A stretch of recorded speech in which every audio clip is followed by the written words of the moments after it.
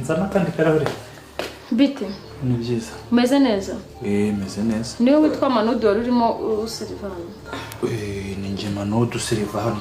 Umaze igihe kingana gite hano? Urebye mfundire ku kahe. Umaze igihe kingana gite ukora hano? Igihe kingana gite urava kugeza mu gitondo. Igihe umaze ukora hano? Amaze imyaka 3. Aho ngaho rwose urasubiza wirukanka ibyo byurabishoboye. Baguhemba amafaranga angana gute? Hajema akabazo se k'amafaranga. Baguhemba umushahara ungana gute? Umushahara urebye nka ziraza 5. Zaba ari nk'eshanu. Urebye ziraza 5. Vuga umushahara we wuzuye ntabwo nje kubara amafaranga no kuyatonde guhemba. Ubwo ni 30.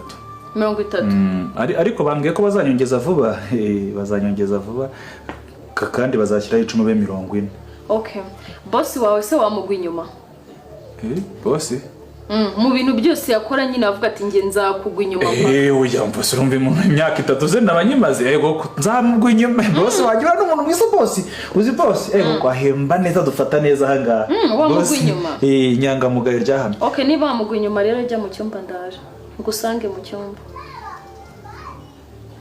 Mu cyumba iki cyumba kiri hano kata mwaho umanuke muri kino cyumba kiri hano jyamo ndaje ngusangemo cyumba kiri hano se ndacishwa hajya mu cyumba kirimo hariya se ibyo uri ndi kukubwira utari kumva neza ceceka ntwongere kumvugiramo njya mu cyumba ubwo kiri hano boss ubwo se wamba bare sinongere gusubiramo kabiri nyine mu cyumba kiri hano tambika umanuke muri iki cyumba kiri hano kujyamo gusa kujyamo kanjyemo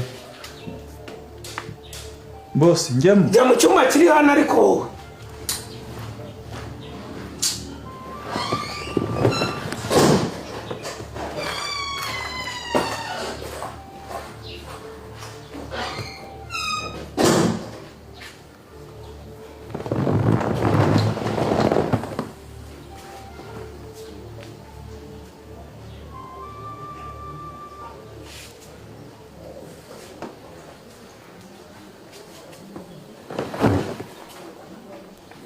Hehehe